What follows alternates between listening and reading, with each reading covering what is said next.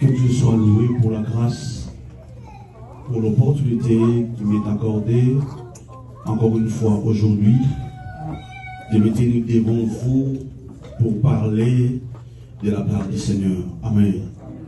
Un grand merci à notre pasteur, l'ange de l'Église, le pasteur Cédric, pour la marque de confiance qu'il m'a accordée afin d'être là aujourd'hui pour prêcher la parole. Et nous remercions aussi notre maman pour cette confiance. Amen. Je bénis ta présence, je bénis la présence de tous les hommes de Dieu, je bénis la présence de tous ici dans ces lieux. Que le Dieu que je sers vous bénisse. Amen. Amen. Amen. Nous voulons un peu parler de quelque chose qui est monté dans mon cœur pendant que je priais. Je crois qu'on avait parlé de ça, je crois, un mercredi. Je vais continuer avec ça parce que pendant que je prie, Dieu me convainc que nous puissions encore en parler. Amen. Notre thème que nous allons partager, la puissance de la déclaration. La puissance de la déclaration. Je vais vous inviter à lire la parole de Dieu dans le livre Actes des Apôtres, le chapitre 3, et le verset 4 à 7. Actes des Apôtres, le chapitre 3, le verset 4 à 7. Maintenant, vous allez m'excuser pour le respect de la parole. J'aimerais que nous puissions nous lever. Nous allons nous mettre debout pour lire la parole de Dieu. Je lis au nom de Jésus. Pierre, de même que Jean, fixa les yeux sur lui et dit, regarde-nous. Et il les regardait attentivement en s'entendant à recevoir d'eux quelque chose. Alors Pierre lui dit, je n'ai ni argent ni or, mais ce que j'ai, je te le donne au nom de Jésus-Christ de Nazareth, lève-toi et marche. Et le prenant par la main droite, il le fit lever au même instant, ses pieds et ses chevilles devinrent fermes. Parole de Dieu. Ok, donc Fanda. Je mérite vraiment que je puisse parler un peu, tout petit peu, mais je voudrais que nous puissions prier.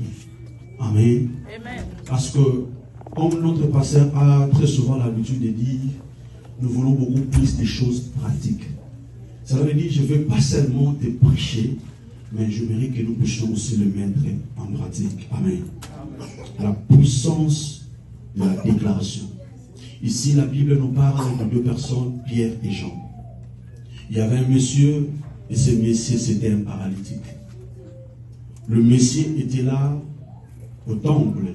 Je ne vais pas répéter l'histoire, je crois que l'histoire, nous la connaissons tous. Mais la Bible dit ceci. Quand Pierre se présenta devant ce monsieur, ils ont dit au monsieur, regarde-nous.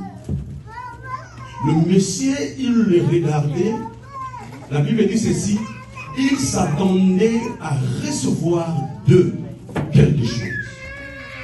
Je voudrais d'abord dire à quelqu'un, j'aime beaucoup poser un peu de base sur ma prédication. Si tu t'attends à recevoir, ou si tu t'attends, tu n'as pas une attente devant Dieu, tu ne recevras rien. Il y a beaucoup de gens qui viennent à l'église, tout simplement pour que, bon, je dois partir à l'église. Mais si tu lui demandes, tu viens faire quoi à l'église? Il ne sait pas. Peut-être, bon, je ne vais pas rester à la maison, je vais au moins aller à l'église. Si c'est ton cas, je mérite de dire, tu es déjà en train de taper à côté. Tout celui qui se présente devant Dieu doit avoir une attente. Et si tu as une attente, cela va déclencher quelque chose. Mais si tu n'as pas une attente, c'est difficile pour que quelque chose soit déclenché. Le Messie était là, il les regardait. Il s'attendait de recevoir de quelque chose. Peu importe ce qui s'attendait, moi je me limite par les mots. Je sais que ce qu'il attendait, il attendait qu'on lui donne de l'argent. Voilà pourquoi même Pierre et Jean lui ont dit, ce que tu attends là, nous n'avons pas. Il dit, l'argent je ne l'ai pas. L'or je ne l'ai pas. Il a dit, mais ce que je. Cela veut dire quoi? Ce que j'ai est plus que l'argent et plus que l'or. C'est ce que je te donne. Au nom de Jésus, lève-toi et marche. J'aimerais dire à quelqu'un, ta vie ne se limite pas à ce que toi tu penses. Dieu voit plus que ce que toi tu penses. Et je déclare dans la vie d'une personne aujourd'hui. Aujourd'hui, Dieu va ouvrir une porte que tu n'as jamais imaginée. Il te fera entrer là où personne ne peut te faire entrer. Seul Dieu est capable de te faire entrer là-bas. Mais écoute-moi. Quand nous parlons de la puissance de la déclaration, je vais parler en deux volets. Une déclaration qui vient de l'homme de Dieu et une déclaration qui sort de ta propre bouche. Vous allez remarquer ici, Pierre et Jean sont venus. Et quand Pierre et Jean sont venus, ici d'abord, j'aimerais dire quelque chose, Église, écoutez-moi. Quand il s'agissait de regarder, Pierre lui dit, regarde-nous, nous deux. Mais quand il s'agissait maintenant de lui dire, lève-toi, c'est Pierre maintenant qui lui dit que non, c'est moi Pierre, donc c'est lui qui avait la clé pour que le paralytique puisse élever ses pieds. Cela veut dire, nous pouvons marcher ensemble, nous deux, mais nous n'avons pas les mêmes grâces. Nous pouvons évoluer dans une même église, nous pouvons être baptisés ou être consacrés le même jour, nous n'avons pas la même grâce. Ce qui est très important, c'est quoi? Que chacun respecte la grâce de l'autre. Ce qui nous complique aujourd'hui l'église, voilà pourquoi nous allons remarquer qu'il y a des empoisonnements à l'église. Entre le pasteur, mais moi je me demande, nous allons nous lider pourquoi? Si moi je reconnais que lui c'est une main, moi je suis le pied, l'autre là c'est les yeux, l'autre là c'est la bouche, nous allons nous compléter pour faire une force. Mais si on cherche à se combattre, c'est ce qui complique et c'est ce qui rend le christianisme faible. Laisse-moi te dire, dans tout ce que nous pouvons faire, si nous ne sommes pas unis, nous n'irons pas ni loin. Nous serons toujours limités. Mais c'est seulement avec l'unité qui fera de nous des hommes forts, qui fera de nous une église forte. Même dans un couple, dans tous les domaines, si vous n'êtes pas en union, accord, les pensées ne sont pas les mêmes. C'est difficile pour que ce couple puisse avancer. Les pensées doivent être réunies. Tout ce que vous devez faire, je ne sais pas moi, ici en Europe, bon, moi c'est en Afrique, je n'ai pas encore maîtrisé les choses ici, mais je ne sais pas ce que les couples, comment est-ce que vous vivez? Est-ce que vous êtes vraiment en union? Parce que l'autre travail. Est-ce qu'il y a une clarité dans ce que vous faites? Ou bien chacun fait des choses dans sa manière. Comme nous le disons en portugais, cada na sua maneira. Moi je pense que si c'est comme ça, c'est une erreur. Veuillez être unis, c'est par là que vous allez faire la force. Même les Français disent l'union fait la force. Et c'est quelqu'un qui est avec moi.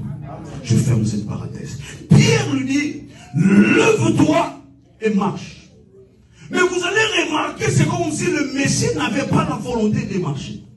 Parce que la suite, on dit, il le prend par la main et il le fait lever. Il y a des gens aujourd'hui, ils ont un niveau, un stade de vie, pour eux, ils croient qu'ils se limitent par là. Ils disent, bon, je suis déjà aux États-Unis et je gagne déjà quelque chose, pour moi ça suffit. Laisse-moi te dire, tu peux encore faire mieux. Et c'est quelqu'un avec moi. Tu es là, oui, mais il y a des grandes choses encore qui t'attendent. Le paralytique, quand on nous parle des paralytiques, Le paralysie, ça nous parle d'une limite. Ça nous parle de quelque chose qui t'empêche d'aller très loin. Vous allez remarquer, le Messie venait, mais on le laissait en dehors du temple. Parce que selon la loi, à ce temps-là, le paralytique ne pouvait pas prendre place au temple, là où il y a des gens normaux. Et on devait le laisser là. Il entendait de loin. Il entendait le son. Mais il ne pouvait pas entrer. Il ne pouvait pas participer. Parce que la loi l'empêchait. Il y a aussi beaucoup de gens aujourd'hui qui ont des lois qui les empêchent. Il y a beaucoup de gens aujourd'hui qui sont limités par des paroles des gens, par des signatures que à la fois tu ne connais même pas d'où ça vient, mais tu es là, tu es limité. Mais écoute-moi, il y a une puissance qui est, c'est la déclaration qui sort d'un homme de Dieu. Quand l'homme de Dieu déclare des paroles, c'est lui qui est sensible à recevoir cette parole va faire quelque chose dans ta vie.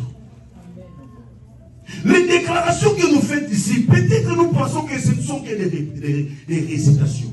Or, si tu prends cette parole-là, tu commences à les déclarer chaque jour, cela va affecter quelque chose dans ta vie. Et quand cela va affecter, tu vas voir automatiquement quelque chose va se faire. Écoutez, je vais te dire, tu sais qu'il y a des gens qui sont morts à l'hôpital, non parce que la maladie l'a tué, mais c'est parce qu'il a reçu une information et cela a affecté son corps et ça lui tue. Tu n'as jamais vu ça? On déforme quelque chose, directement, tu tombes, tu pars. C'est que l'information ou une déclaration a quelque chose de très important dans la vie. Or, une déclaration qui sort de la bouche d'un homme de Dieu, il y a un esprit qui accompagne cette déclaration. Mais mon problème ici, c'est quoi? Église, nous ne sommes pas sensibles.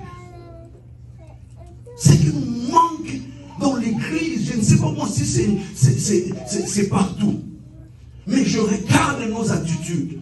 Devant la prière, devant l'adoration, devant la prédication. Je vois comment est-ce que nous réagissons. Je comprends que le peuple sont vraiment ignorants. La parole est là, ça sort. Mais qui est là? Comment est-ce que tu te positionnes pour recevoir cette bénédiction ou cette déclaration afin que cela s'accomplisse dans ta vie? Si tu pars acheter ton télévision à Walmart ou à Best Buy, tu amènes ça dans ta maison, sans pour autant connecter ça à un câble ou à un réseau. Cela va présenter. Avant que cela puisse présenter, ça doit être connecté à un câble ou à un réseau. Cela veut dire quoi? C'est que nous sommes là. Quand le pasteur libère la parole, cette parole-là est dans ses ondes. Mais le problème, qui est connecté pour recevoir la chose? La connexion, c'est quand quelqu'un, il écoute la parole, il dit ça c'est ma parole, je le reçois. La connexion, il y a quelqu'un qui dit non, ça c'est pour moi, je vais sceller ça. C'est ça qui fait que les choses commencent à se bouger. Amen. Mais quand vous êtes là, vous êtes tellement trop civilisé parce que vous êtes aux États-Unis d'Amérique. Civilisé en Afrique et aux Agibons. Tout le monde en vérité. Mais nous sommes venus, nous voulons être comme nous sommes les Blancs. Même les Américains, si tu parles dans leurs églises, ils sont comme des fous. Moi, j'aime assister les kids, des TD Checks. Et tu vois les gens, ils me disent, oh, un Américain. Cela veut dire qu'il comprend ce qui est en train de sortir. Église, laisse-moi te dire, même au ciel, le ciel, il n'y a pas la paix. Dans le ciel, il y a des bruits. La Bible dit, il y a le 24 veillées. Chaque jour, on dit, Saint, Saint, Saint. Si dans le ciel, il y a des bruits, c'est qu'ici aussi, nous en avons besoin. Il y a des moments où on peut rester calme. L'enseignement, on reste calme pour suivre. Mais quand une parole est libérée, il faut que quelqu'un soit sensible pour recevoir la parole. Je vais te donner un témoignage. Je suis parti prêcher au Congo, chez mon père spirituel. J'étais à un séminaire. On nous appelle, un de nos sœurs était à l'hôpital. Il a piqué crise et il est mort. Quand on appelle mon père, Mon père me dit, papi, il n'est pas mort. On devait déjà signer pour le transférer à la morgue. C'était en plein séminaire, c'était avant que je monte à la chaire. Mon père m'appelle dans son bureau. Il dit, papi, maintenant nous devons montrer que nous avons un Dieu. Nous allons déclarer. Lui et ils étaient à Mamaïem. Nous, l'église, c'est à Matete. Le père a dit, prenez le téléphone, mettez-lui sur les oreilles. On le met le téléphone sur les oreilles. Et nous avons commencé à déclarer.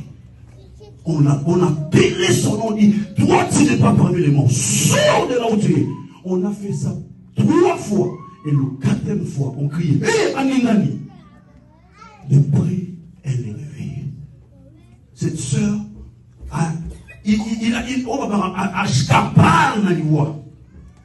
on allait les mettre à la morgue. Moi, peut-être c'était quelque chose, il fallait qu'une parole soit déclenchée pour que cette personne-là puisse sortir. Je vais dire à quelqu'un que la parole qui sort maintenant peut te libérer de quelque part. Je ne sais pas moi là où tu es pris. Je ne sais pas moi où on t'a empêché. Mais je vais te dire, il y a une parole qui est la parole de Dieu. Et cette parole, quand ça sort, ça ne rentre pas sans poser des effets. Cela veut dire, quand un homme de Dieu déclare, Église, soyons sensibles. Où est ces gens-là en Afrique?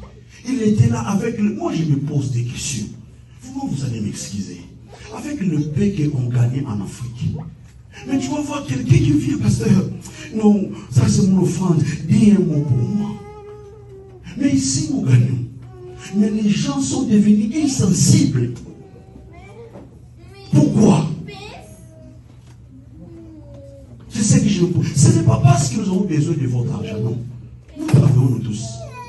Mais nous voulons vous enseigner pour que vous puissiez comprendre que les choses de Dieu ne fonctionnent pas comme ça. Toi, tu veux aller dépenser ton argent à l'hôpital. Dans l'hôpital, tu pars seulement, moi, fièvre, 1500 $. Moi, là, dépenser cet argent, non. Je préfère que cet argent-là, je donne ça à l'église. Parce que quand je le fais, cela va déclencher quelque chose dans ma vie. Église, soyons sensibles. Soyons sensibles. La deuxième chose, c'est toi qui parles. Tu as le pouvoir. Quand tu déclares quelque chose et tu crois sur ce que tu déclares, c'est là, il y a quelque chose qui va arriver. Amen. J'avais donné ce témoignage, je crois, mercredi que j'avais prêché. Moi, quand j'étais à la détention, je fais 2 mois, je crois 2 mois, 2 semaines comme ça. Pendant que je priais, à chaque fois que je faisais mes programmes de prière, il y avait des muchachos qui venaient prier ensemble avec moi. Ils venaient prier avec moi. Mais ils font de mon cœur, j'avais mis un livre. J'ai dit, Seigneur, moi ici, après les élections, non. Si je dois sortir, où je sors, donc, élection, ou bien à lobby, ou bien à jour de l'élection. Comme j'avais dit, c'est comme ça s'est fait. Moi, on m'a libéré les jours des élections. Jour où on a voté Trump, c'est le jour là que moi j'ai été libéré. Et quand je voyais la signature de mes dossiers, j'ai compris que l'ICE avait déjà signé pour que je sorte avant les élections. Mais comme ce jour-là c'était le férié, on ne veut me faire sortir. C'est pour cela qu'on a entendu que les élections passent afin qu'on me fasse sortir. J'ai compris que si tu déclares, quelque chose va arriver. Et quand tu déclares là, même en ce moment-là, tu ne vois rien. Ne pense pas que Dieu n'est pas en train d'écouter. Il écoute. Toi, reste ferme avec ce que tu parles. Cela va produire quelque chose. Un jour, je me rappelle, j'étais à l'église. J'avais une voiture, une petite voiture là. J'ai dit à ma femme, non. Moi, je veux avoir un Jeep. Et j'ai déclaré à l'église, j'ai dit, Dieu va me donner un Jeep, mais moi, je ne veux pas acheter. J'ai déclaré. Cette déclaration-là, je crois que je l'ai fait pendant des ans. Même ma femme, a comment vous allez m'en sonner.